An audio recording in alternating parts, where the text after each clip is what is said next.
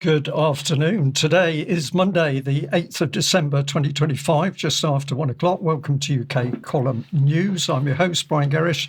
Delighted to have Ben Rubin with me in the studio. Delighted to be here, Brian. Thank you. And we're also very pleased to have Sandi and Diane Rasmussen joining us by video link. Now, I'm just going to say it's a cold, wet, somewhat dismal day here in Plymouth. The news, as always in UK, is fairly heavy, but we're going to stay with a sense of humour.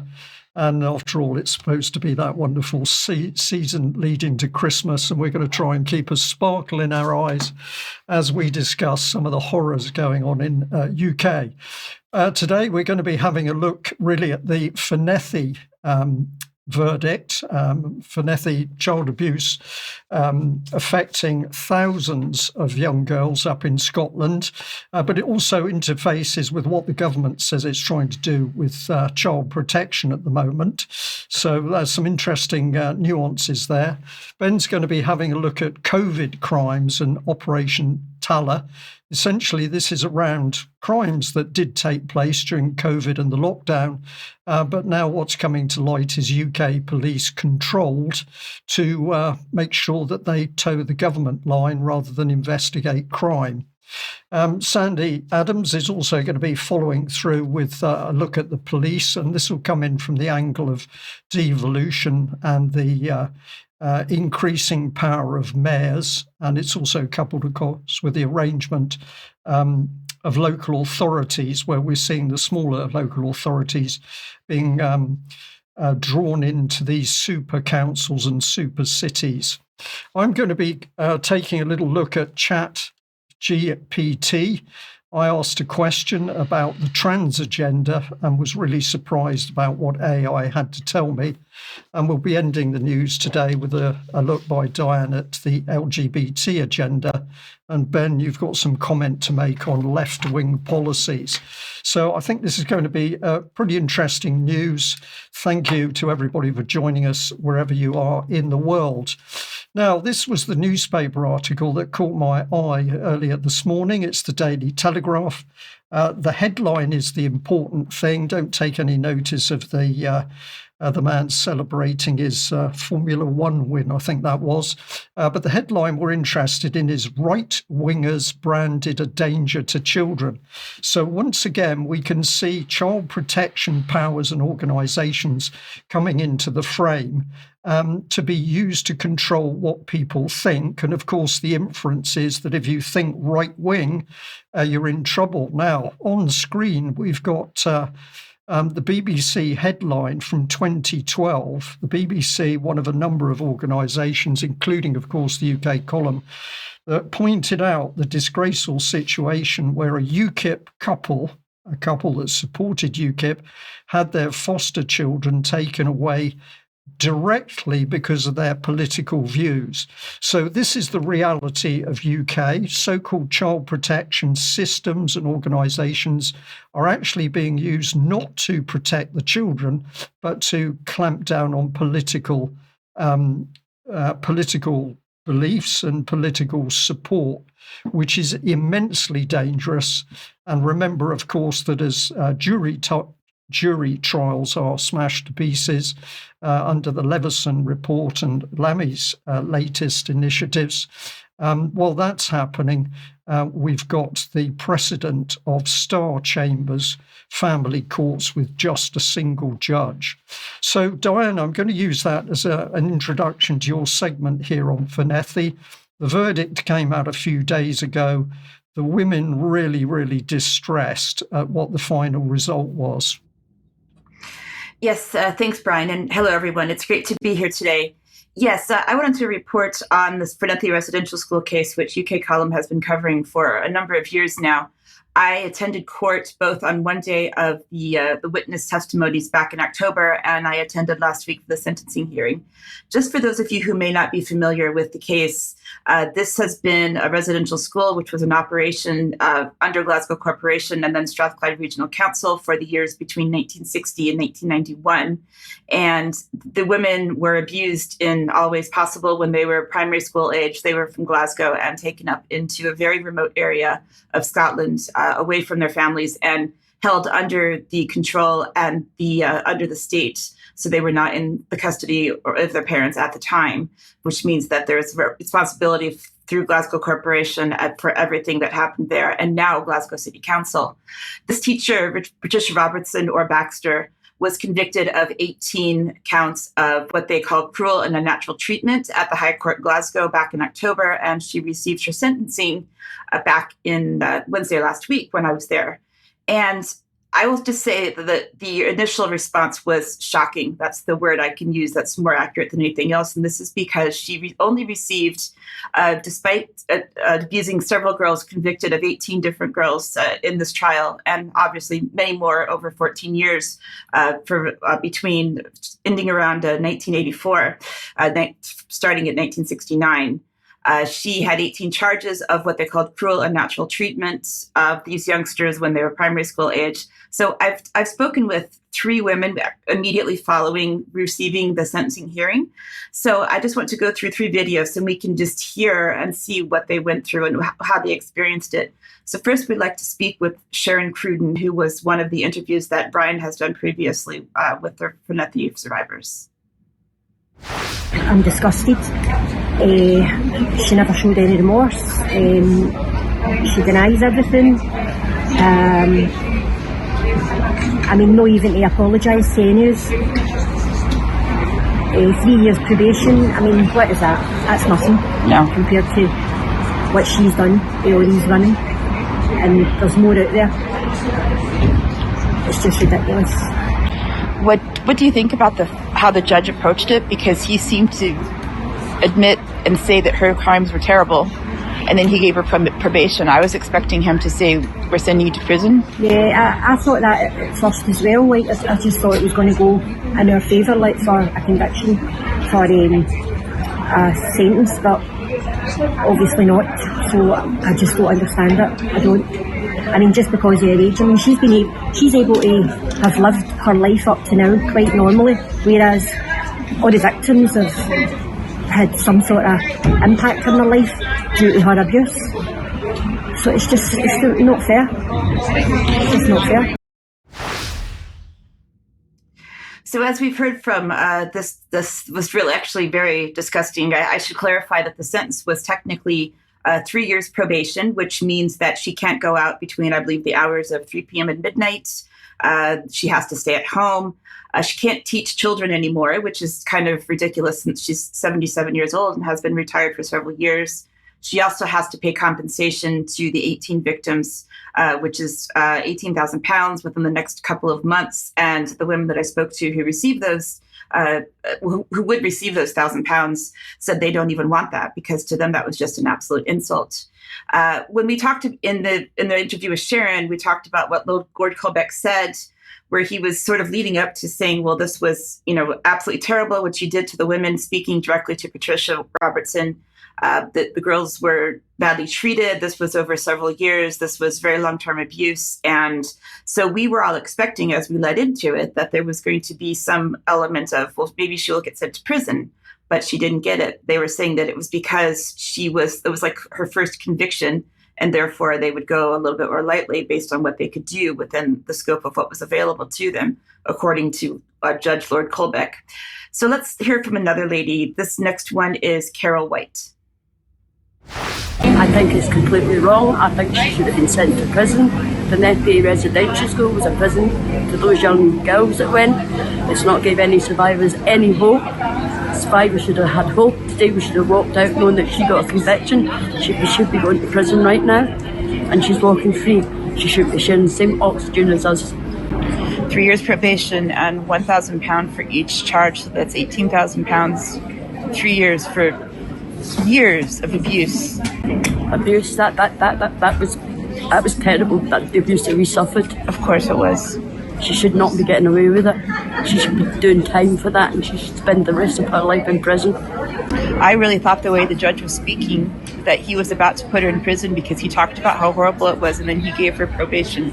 Yes, the judge spoke about the impact it had on the people that were abused by her, and what she done to them, and she showed no remorse on the social work reports at all. No. And yet she's still walking free. She should not be walking free. Is there not some way that we can appeal against this or something? So following what Carol just said in her interview with me, what happened was, and we found out in the sentencing hearing, and she said this throughout, that Patricia Robinson herself did not believe that she did anything wrong. And she actually blamed the women, saying that they were trying to gain financially from taking her all the way up into this trial, which, of course, was something that made them understandably even more angry than they already were. The third clip that I have here is from Lynn Sheeran. It's an absolute disgrace that we've waited 50 years for this, and we've waited around 50 years, and she's just been handed a 3-year probation and told to pay 18 victims £1,000. £1,000 is what our innocence costs for being abused, beaten up, force fed, sexual abuse, you name it. We went through it at her hands, and she walks away. She gets to serve Christmas with her family and sit and eat turkey and whatever, while we sit and ponder over the last 50 years what we went through with that at hands of that woman. It's an absolute joke. I don't know what else to say. Just fume, full of emotion. I am too. I understand. It was amazing to me. It sounded the way he was talking. The judge was about to put her into prison, but I he thought couldn't. at one point that she was going to get a custodial sentence. Because he talked about how terrible the crimes were and how awful she was and how she showed no remorse. And then he put her into probation. Just absolute shocking. I can't even think. I can't even. My thoughts are in my own right now. Yeah. It's horrible. Now, in addition to this sentence of probation, something to point out is that she was not found guilty of any of the most serious charges that were brought against her. There were 25 charges brought against her. She was found guilty of 18. The others were not proven. And these were the sexual abuse charges. So, of course, those would have been the most serious, but those were not proven. At the time when she first received the conviction of these 18 counts of being guilty, the women were actually very happy because they felt as though they were receiving justice and that finally they had been heard and something would happen. And so, but now, of course, with just the probation for abusing girls for 14 or 15 years over this amount of time and the severity of the abuse, they're now obviously, as we've just seen in those clips, very angry. But we will come back to Lynn Sheeran at the end of this report. What I want to talk about now is the mainstream media responses to covering this. So I was sitting in the press area in the courtroom with all of the mainstream reporters, and all of them were there. Here's one from the BBC saying retired teacher sentenced for abusing girls at residential school. And what we're seeing here is that we're seeing a lot of emphasis on just this one teacher. The reason for that is because she was the one brought to trial, but she's also the only one that they believe is still alive of the former staff that were responsible. The head teacher, she's been dead now for a couple of years, who was the last one in control of Fornethy Residential School, and they can't find any of the other teachers or staff, and they believe that they've all passed away. So this lady at 77 is the last one that they could find. Gone for some more mainstream headlines. STV News was there. Former teacher guilty of historical abuse of girls at Fornethy House avoids jail. This has irritated me constantly as the main researcher who's been doing a lot of the work on what was going on and finding out the background of the institution. It was called Fornethy Residential School when they were there, not Fornethy House. That was the name of the building as originally built back in around 1918. So the issue here was that we actually could not we use this over and over again ourselves for UK Column, but we see Fornethy House over and over again, which was not correct because that sort of takes away from the fact that this was, in fact, a residential school where they were placed into a residential institution, and that was meant to be their school, even though they didn't receive any schooling, according to the women who remember what happened when they were there. Here's the next one from all of the sort of the live, Yorkshire Live, Glasgow Live. We see the similar headlines from this is sort of a nationwide outlet. Retired Fornethy teacher dodges jail for sadistic abuse of young schoolgirls. So again, what this is doing is it's covering up the systemic abuse that happened in this place over 31 years, including at the establishment level. Some of the previous reporting that has happened through UK Column in the past few years has been that there's been suggestions, and we don't have entire evidence of this, but there seems to be memories of sex parties through the establishment, potentially Nicholas Fairbairn, which is on the UK Column website, although potentially Jimmy Savile, who of course did own a house in Scotland, and others. But of course, we have no evidence of this, but the women certainly do remember being drugged and taken into these parties and smelling alcohol and remembering sexual activity from these pedophiles that may have been there according to the memories that they have.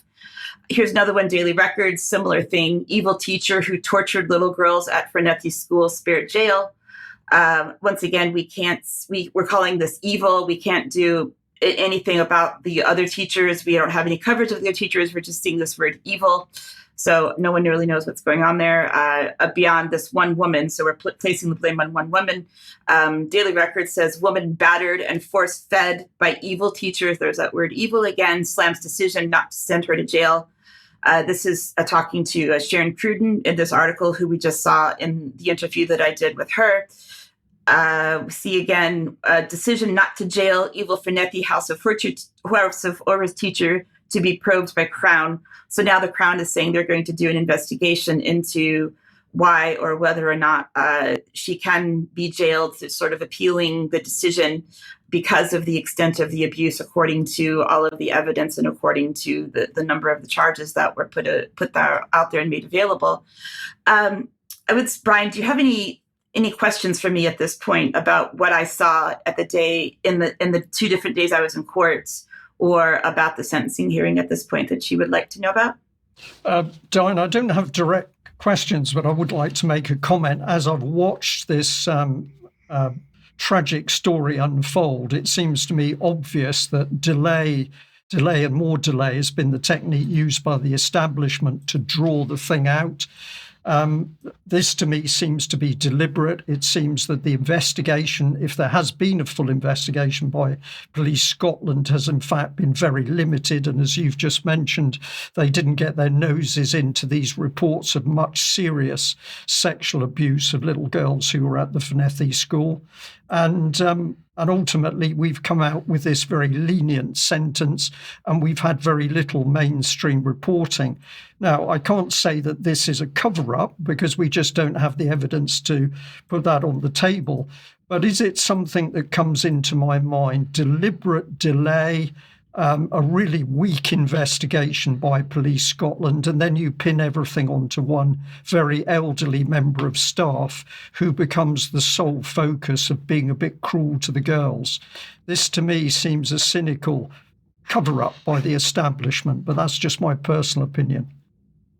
No, absolutely, Brian. I would agree with you there, considering what I have found and UK Column as an organization has found in our last few years of research and reporting and working directly with the women. We know that there is much more to this story than one elderly woman who, was not nice according to the charges of the force feeding and the, sort of the forced behaviors. We're not saying that was good at all. And of course, women have horrible memories and lots of trauma from this, but we know that it was much bigger than this over 30 years.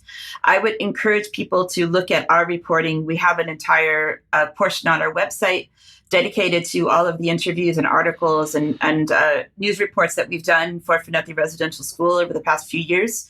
So that link will be in the show notes to be able to see all of these reports in one place.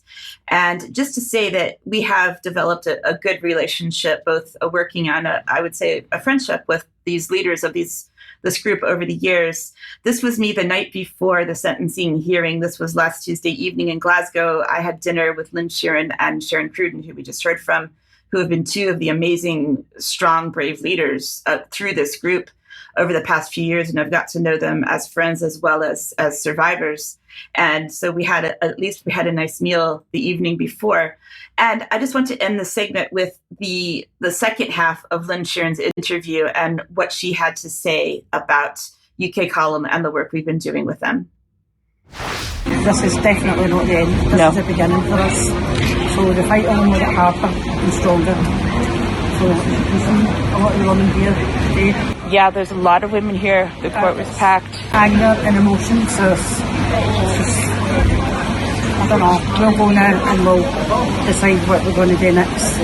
And I'll be here with you. UK Column will always be with you. We'll be here. All the way. For all the support from Brian, everybody, and you for making this journey. It's just, I think you can call them. We've needed you and they've been there for us every time. And we will remain here as long as you need us. Yeah. Thank you. We love you. You too. So very nice thing to end on there. We've developed relationships with these women over the years. It has not been easy for any of us, but I just want to say, just with anything else that we do through UK Column, we will always be there as long as I said, as long as they need us, and we will never abandon anyone who comes to us for help, Brian. And I'm sure you agree with that. If we've got the capacity to do it, that's something we have to say for our viewers. But yes, in principle, thank you for that, Diane. Well, I've suggested that something was not right in the investigation of Fornethy. Were the police controlled to go at the pace they did or do as little as they did? Perhaps we can look at another Operation Teller around COVID. Yes. Where, Ben, I think you've got some real evidence on control of the police. Well, absolutely, yes. And you talk about the pace of investigation. Well, it seems the police have found a new way of dealing with avoiding accountability, which is just to not investigate at all and to refuse to accept evidence. And this is referring to some actual police work that's been done over the past couple of years now by this gentleman, who is a retired police officer, Mark Sexton. People will probably be familiar with Mark, actually. If you're a viewer of the UK Column, if you're interested in what's happening around COVID issues in the UK, in June 2021, he notoriously reported Nadeem Zahawi, who was then running the vaccine programme, for misconduct in public office. And then 6 months later, January 2022, he reported a criminal case to Hammersmith Police, provided 400 victim, witness, and expert and whistleblower statements relating to vaccine harms caused by the vaccine programme. He alleged gross negligent manslaughter and serious misconduct in public office against a number of political figures. That was accepted, and it was assigned a crime reference number, importantly, which we had up there on the screen a moment ago. And there was quite a lot of buzz at the time about the fact that this had got into the system. People will probably remember that. Now, Mark and a team have continued this work. It is exceptional work, and we're going to get into some of what they've been doing. It's via this organisation. It's called Ethical Approach. We'll provide a link that you can go and have a look at their website. And just a couple of weeks ago, 18th of November, they issued this public statement relating to what they call serious constitutional failings undermining the rule of law with bearing on national security and matters of overwhelming public interest. There are 5 components to this. The first one relates to the Hammersmith crime report and the crime number, and the evidence proving that that was never fully investigated in accordance with statutory duties. Case in point being that not one of the victims, witnesses or whistleblowers was contacted out of 400 that are in the case file. The second point being that the closure of that investigation was itself unlawful, and that amounts to perverting the course of justice, misconduct in public office, assisting offenders, and a bunch of other offences. The third point, as we'll come on to in more detail in a moment, is this issue of something called Operation Teller and the Spears Directive, and the fact that a national command structure had been implemented and was being used to control police activity across the whole of the UK. And they have overwhelming evidence, as I see it, to back this up. Right? And this explains a lot about what we were seeing happening and the inaction of police on the ground. And it completely overlaps with Charles's experience as well, Charles Mallet, and he's written about this. And I think he's going to talk about this later in the week and potentially over the coming weeks as well.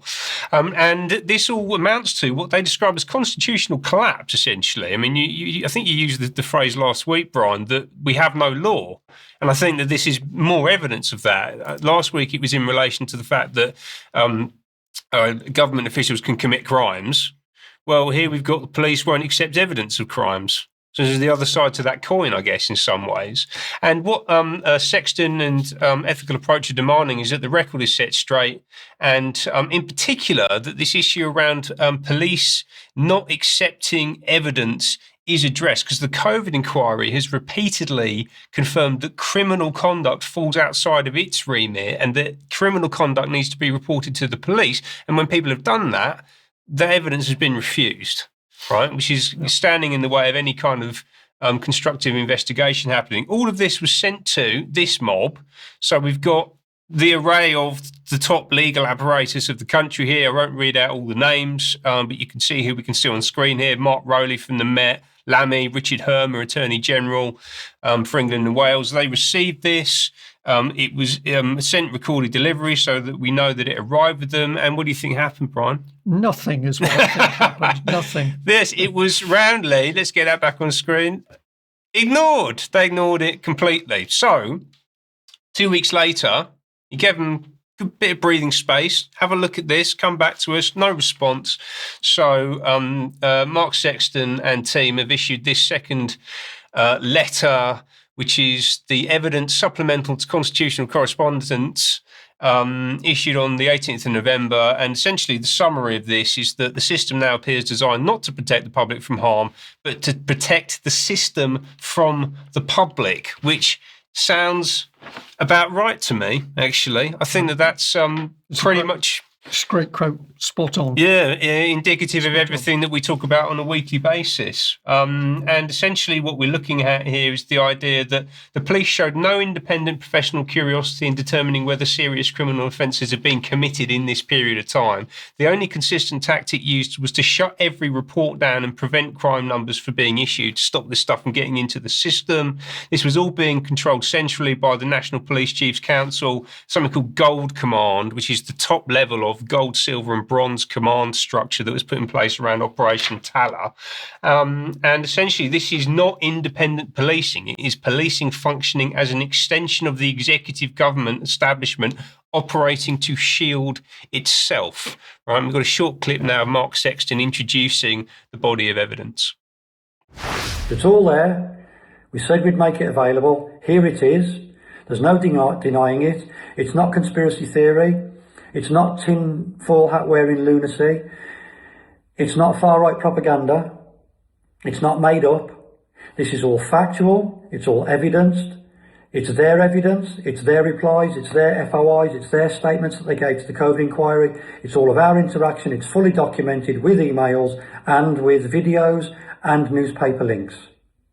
It's undeniable. They committed serious crimes.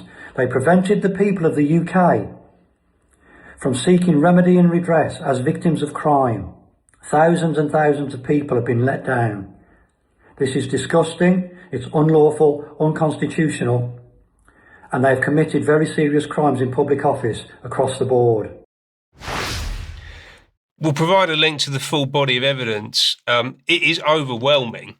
Right, and an incredible piece of work. And I should just say, if we're going to have a police force in this country, and I think we probably should, then it needs people like Mark Sexton in it, because this is an extremely comprehensive piece of investigation. There's loads of evidence, loads of items. It's all very methodically put together.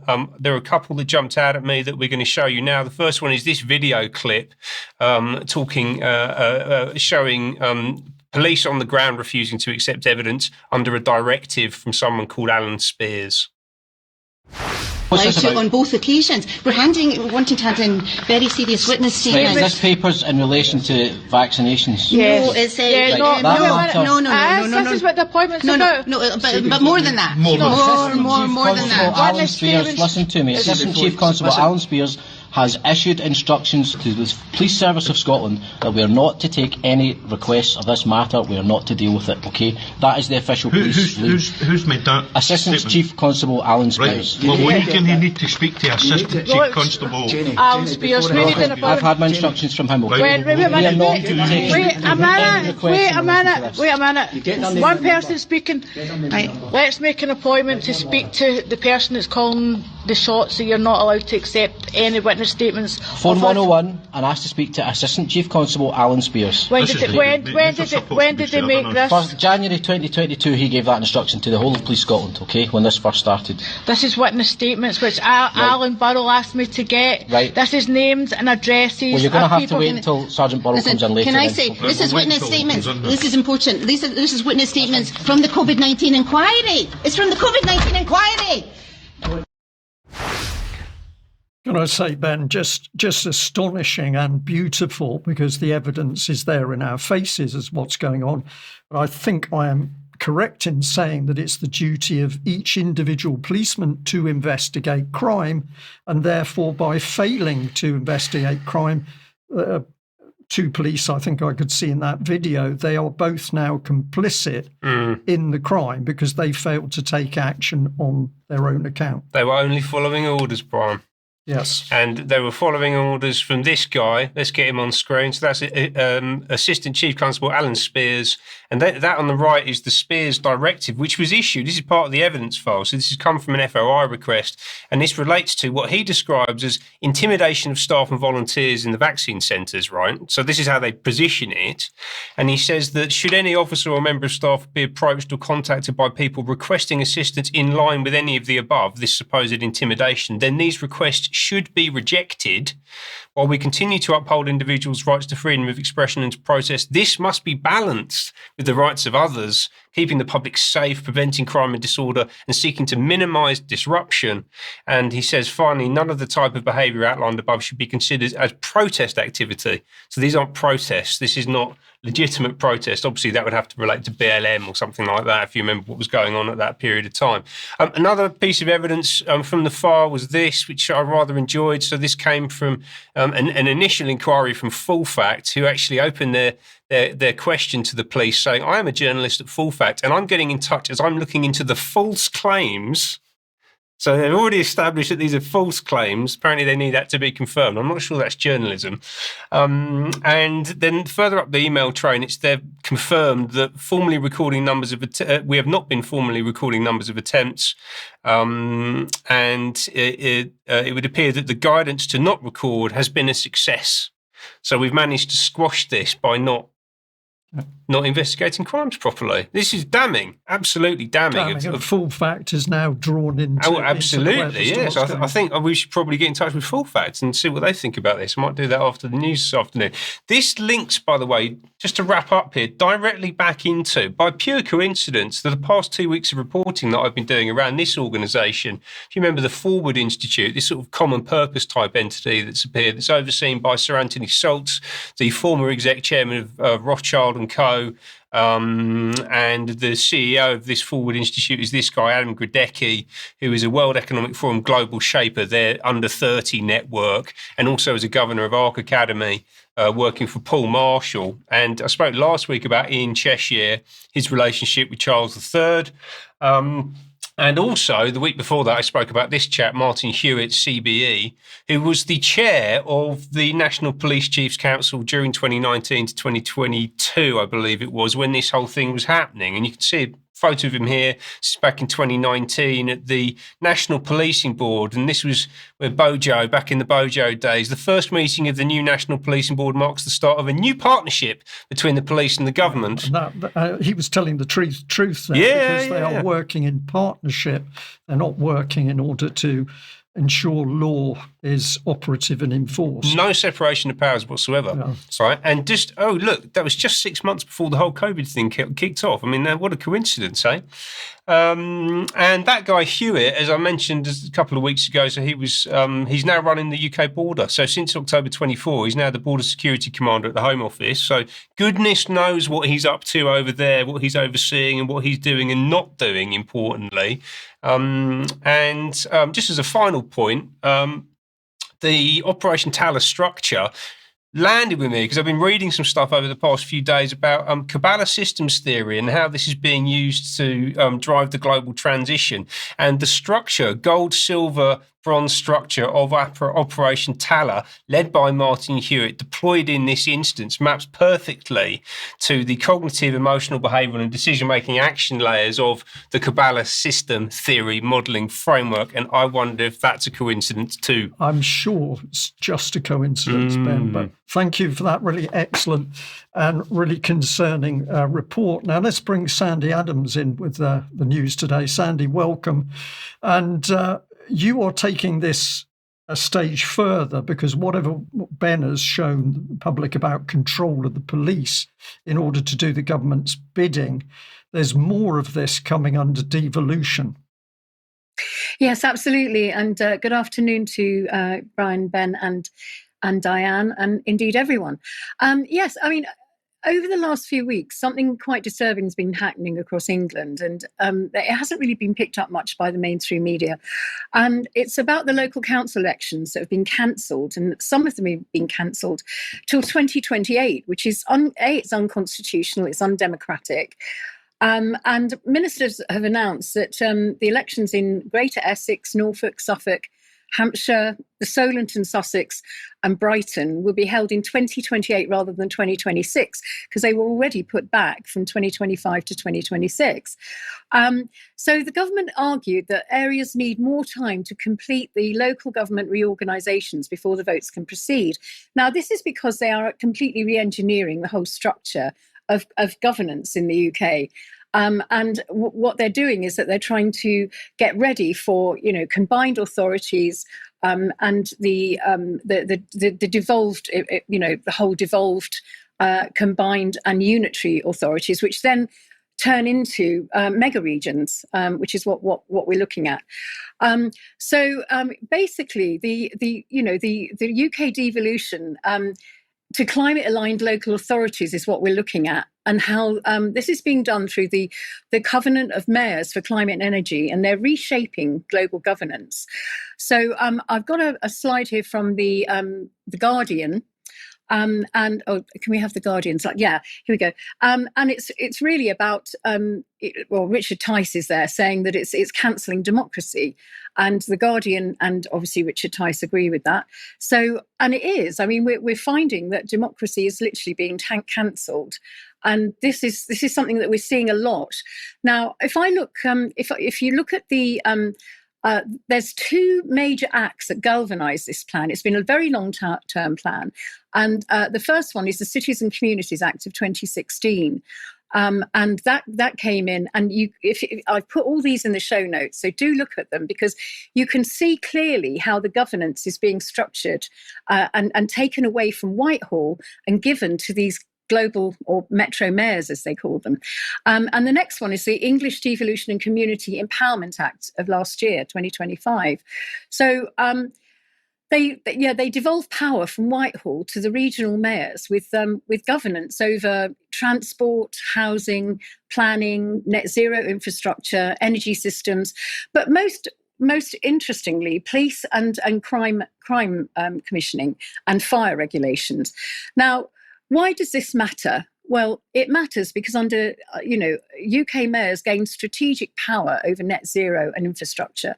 The local governments align with global climate goals, that's the UN and the EU, and power shifts are happening without direct public consent at all. There's no written constitution limits of these changes, and no other countries maintain clearer legal boundaries. And we're the only country that seems to have this oversight. So other countries don't have this.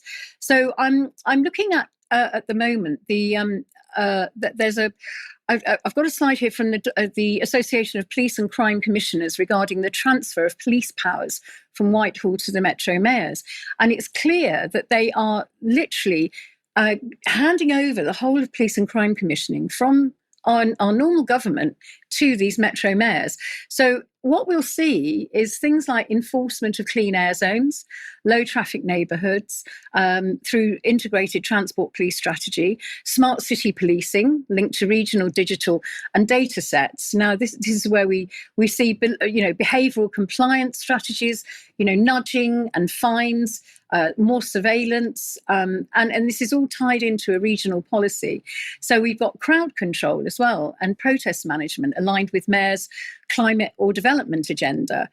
Now, I've got this slide here, which is a map of the Shire mayors and the metro mayors. Now, I don't know if anybody even knew they existed, but what we need to know is the difference between them, because once the mayor gains these police and crime powers, policing becomes part of the wider combined authority ecosystem, which usually includes transport, strategic planning, all those things. And it allows them special powers over everything. So could we have that map back again? Sorry. So the green areas are the metro mayors, and the purple ones are the shires. Now, there's a difference here because the metro mayors are the bigger cities. I think we're looking at places like Manchester. And the rural areas are lagging behind a bit. They've still got authority power through their councils. So what you've got really is this two-tier system, which eventually the rural areas will be catching up. By 2035, they want to absorb the rural areas into the metro mayor's system. So nobody gets away with anything, but it's done very gradually. It's a whole Fabian gradualism thing, and it's been going on for such a long time now, before 2016.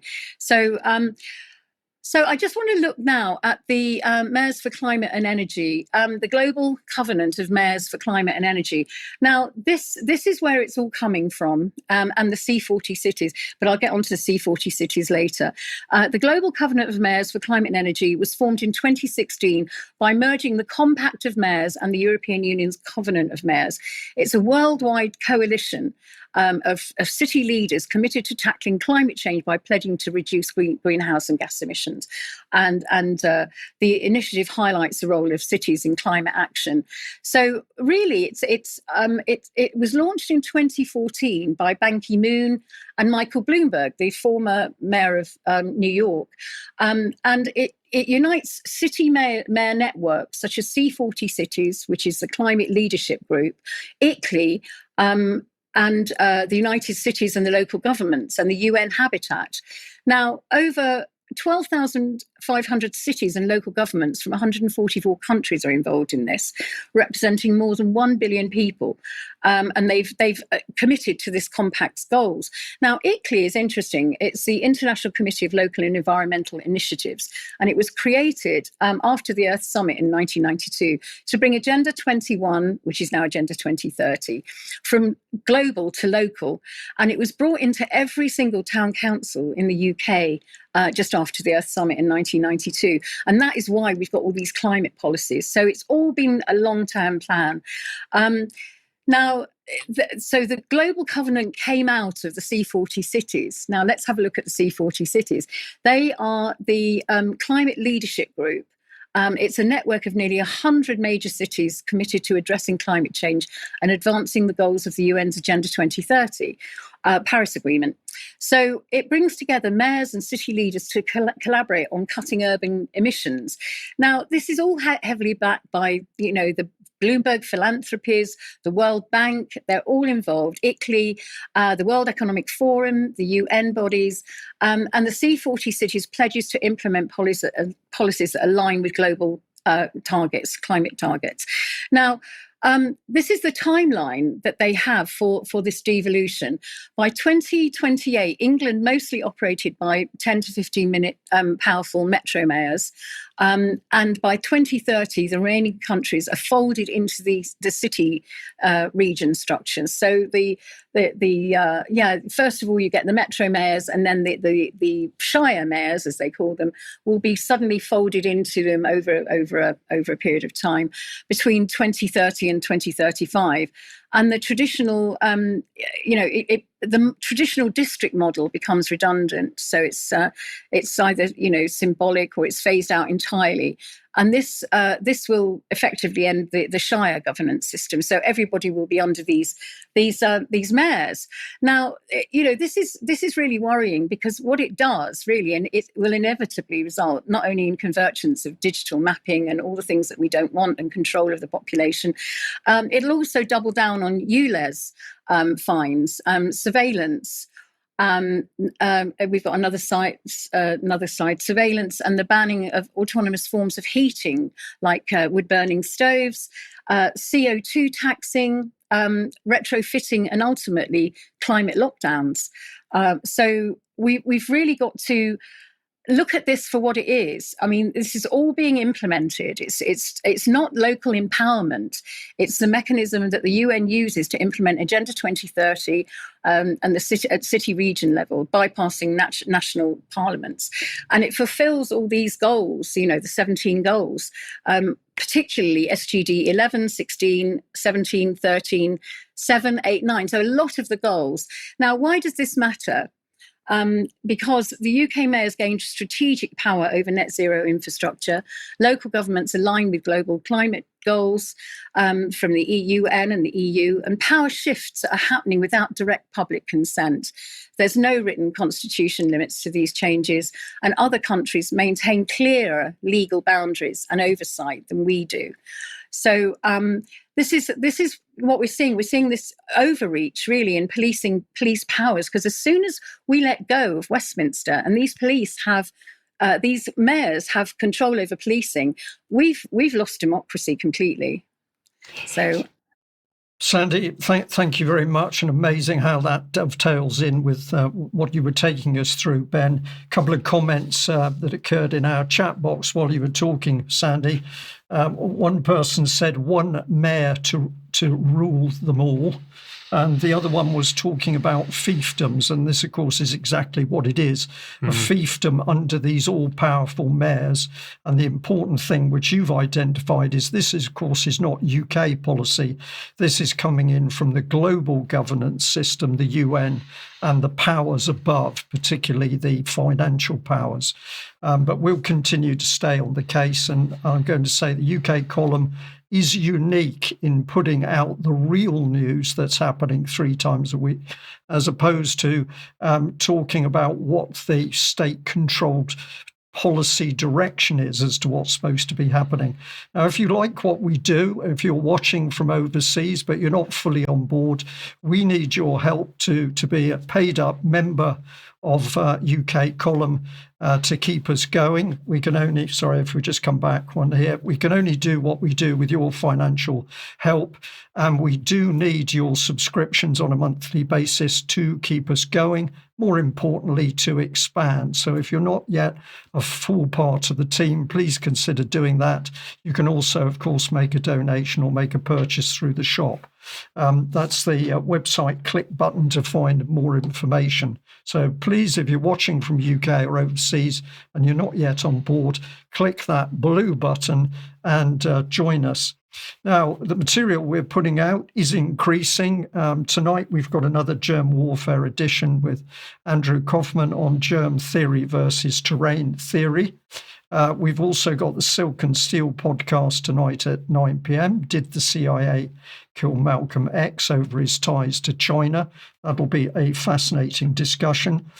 We've also got Dr. Liz Evans interviewing Dr. David Cartland under the title Do No Harm. Now, of course, David Cartland has had a huge amount of abuse from the system, from speaking out on matters to do with COVID and viruses and matters of health, and he needs a lot of support in order to keep going. This will be a very interesting interview.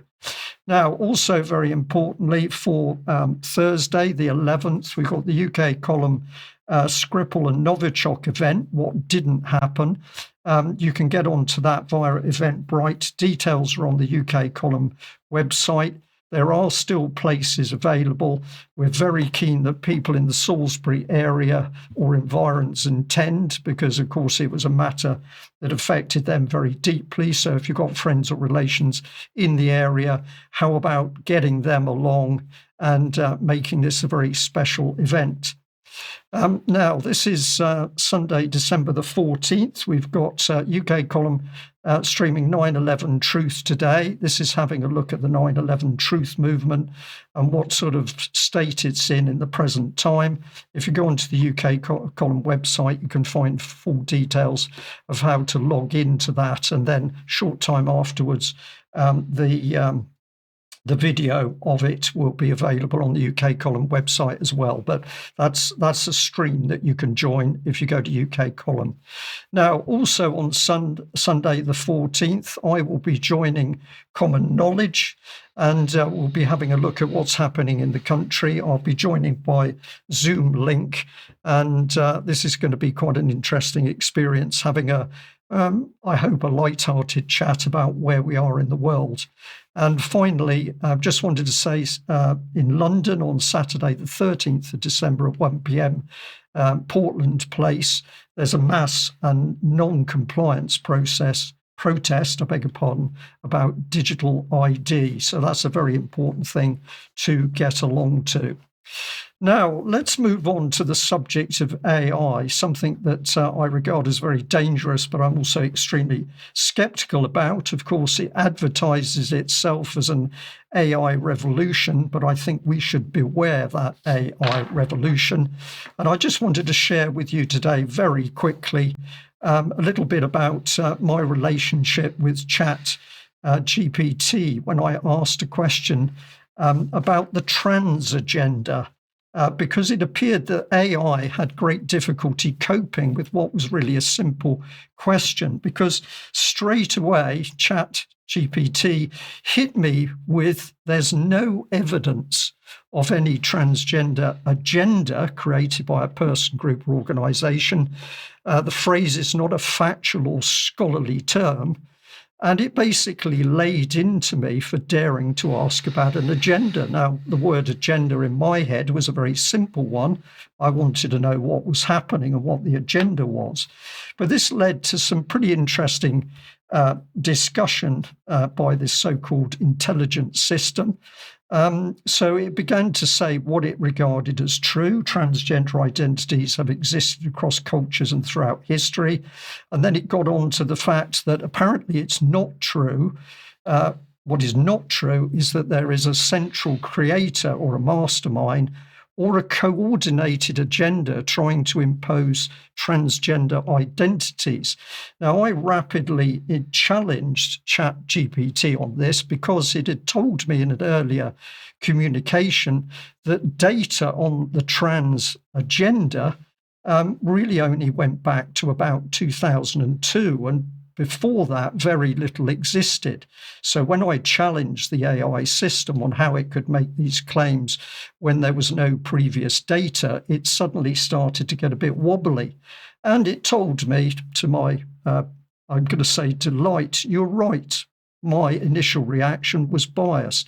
GPT here reacting and finally coming out and saying that its initial reaction was biased because it is programmed to trigger on language patterns and it doesn't know the intent of a person actually asking questions. So you're really seeing weaknesses of this beast system. And it says, and you are correct, what ChatGPT did happened without knowing anything about my individual views or my intended meaning in asking the question. So this is supposed to be an intelligent system, but what can we discover? Well, first of all, it tried to wriggle out by telling me I'd asked the wrong question, and it then posted really what I should have said, which is I should have used the word policy, because it regarded agenda as having just two meanings, if I can bring you down here: neutral, policy direction agenda, or a conspiratorial agenda, a plot. And this is where the programming of this beast is showing weaknesses straight on. But this was the beauty. It eventually admitted to me that it can show cultural and institutional biases.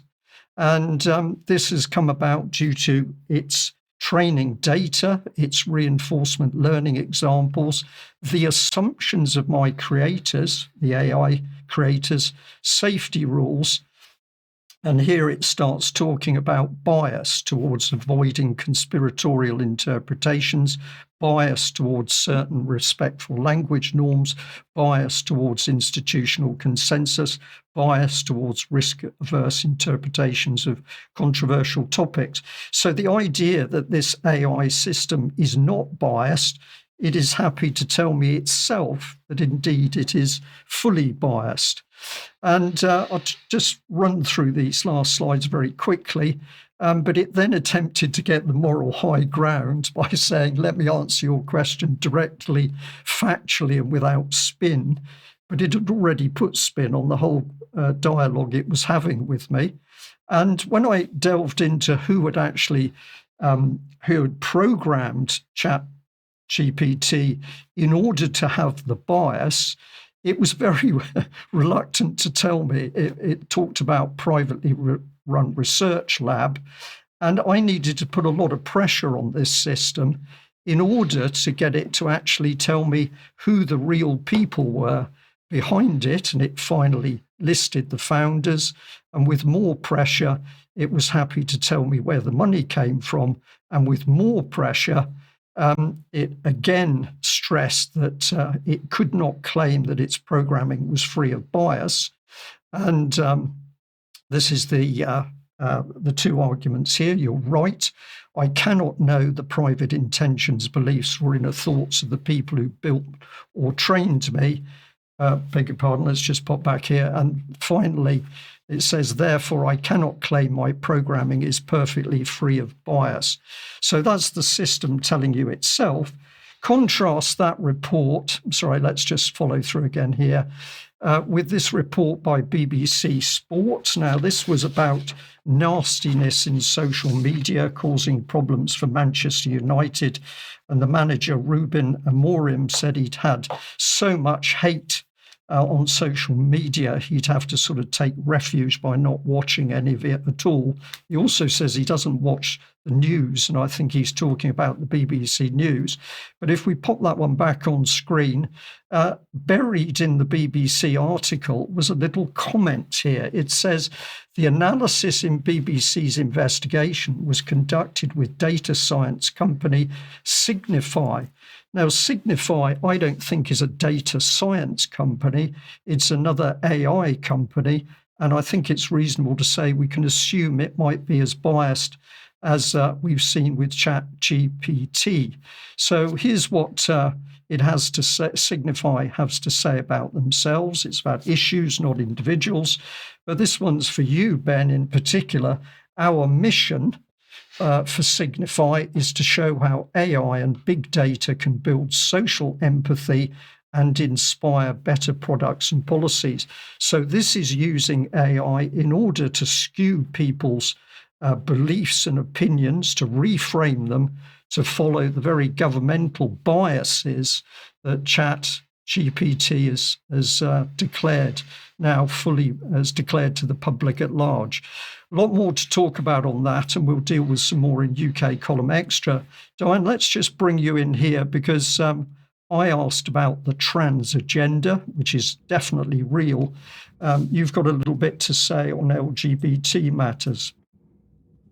Yeah, thanks, Brian. I just thought this was an interesting thing to look at. I thank you to this UK Column supporter who sent me this article from Zero Hedge last week that provided links to this report, which is through the group Defending Education, it has been doing a lot of work over in America, although it's the same agenda, trans agenda. All of the agendas are the same pretty much between the two countries when it comes to pushing things like critical race theory, the trans ideology, and diversity, equity, inclusion.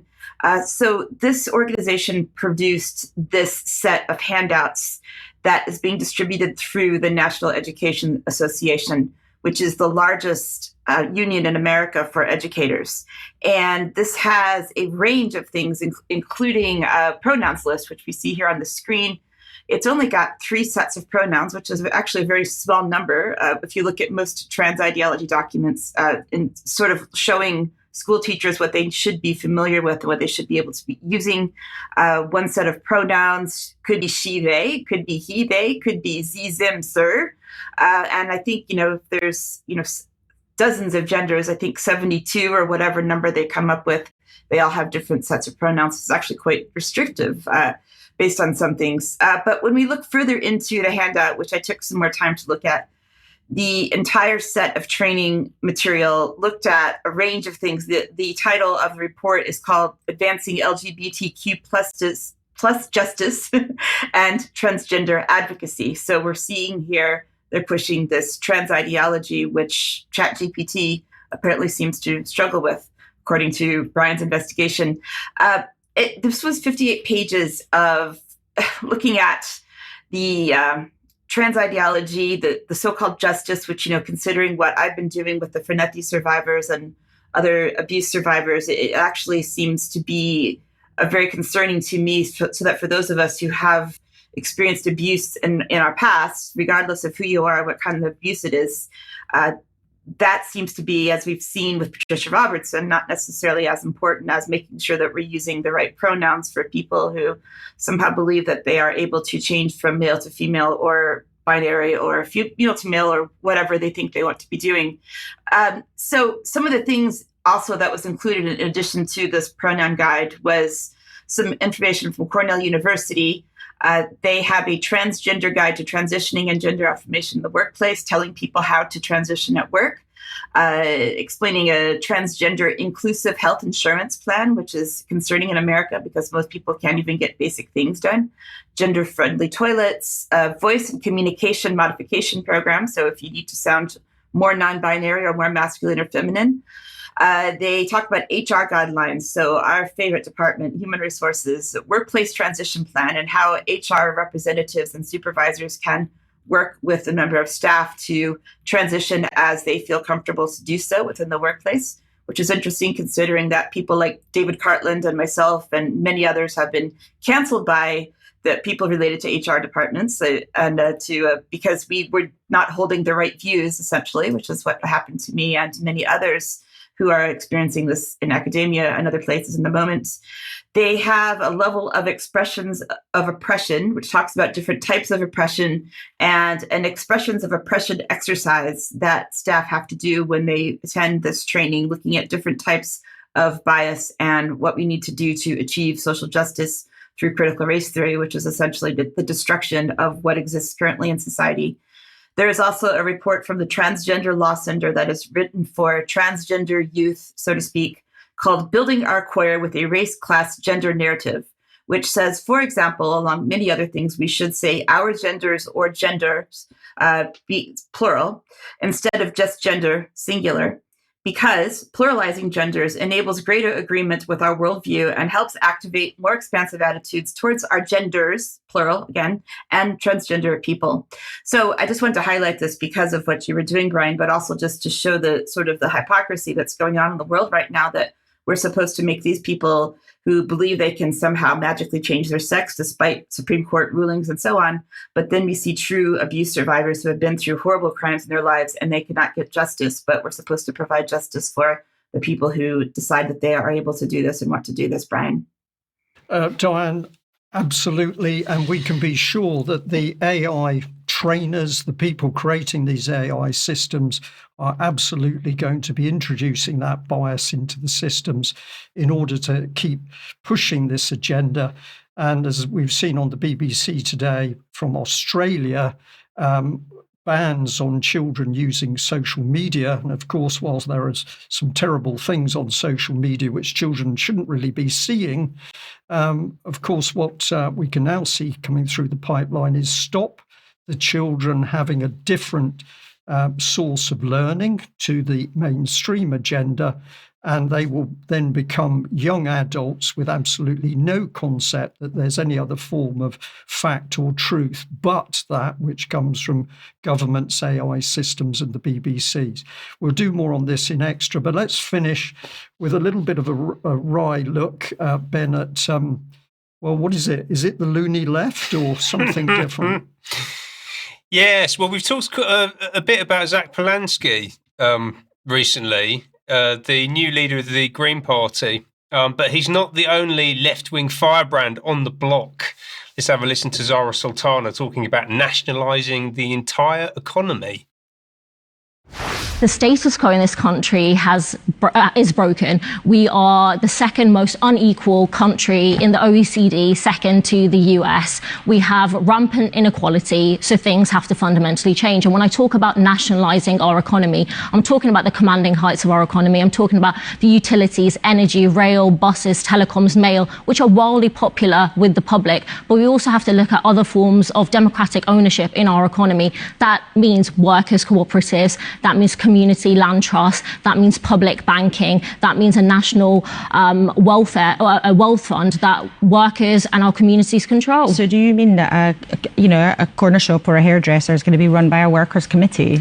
I'm just trying to understand what this would actually mean. If you look at polling, the British public actually support a system where workers make the decisions in their workplaces rather than a CEO. So when you've got a coffee shop and you've got a small workplace, a democratic form of ownership of that is a workers' cooperative, where workers own the shares in that company. They have better terms and conditions. The profits are shared amongst the workers. And that is a form of democratic ownership that does very well across the world, including in the UK in many cases. And would that be something that businesses had to become? Would that be mandatory? Well, these are conversations that we should have about what forms of ownership we should have in our economy. And right now, we don't have very many democratic forms of ownership. When we look across Latin America, you've got workers' cooperatives, you've got community land trusts, you've got all of these different forms. We need to have conversations about how we can democratize our economy. But also mandatory might be an option. It has to be something that we have a conversation about. Obviously, the party does not have policies yet, but it's important that we articulate a different vision of society.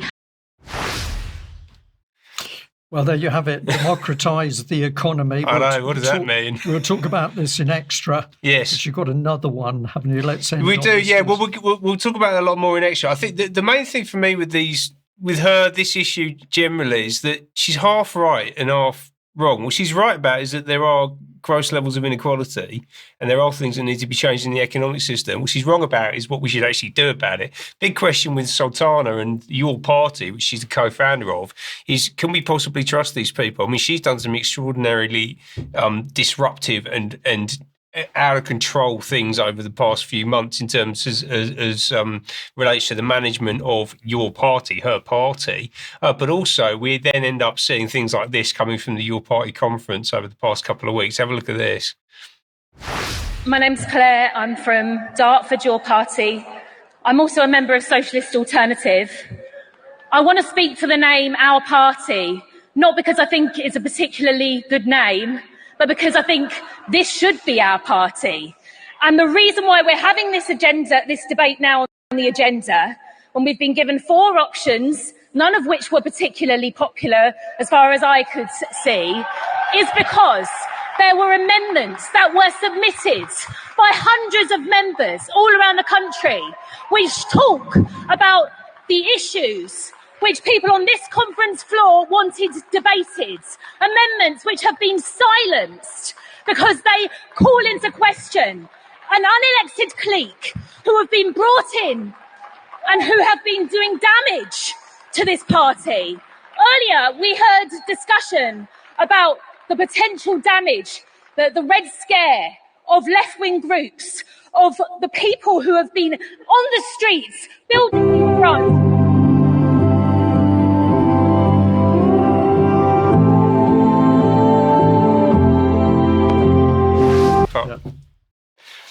So can you imagine that? So they had that literally. So she's dissenting. They pull the plug, cut the feed. She's gone. She's gone. But can you imagine trying to run a business like that?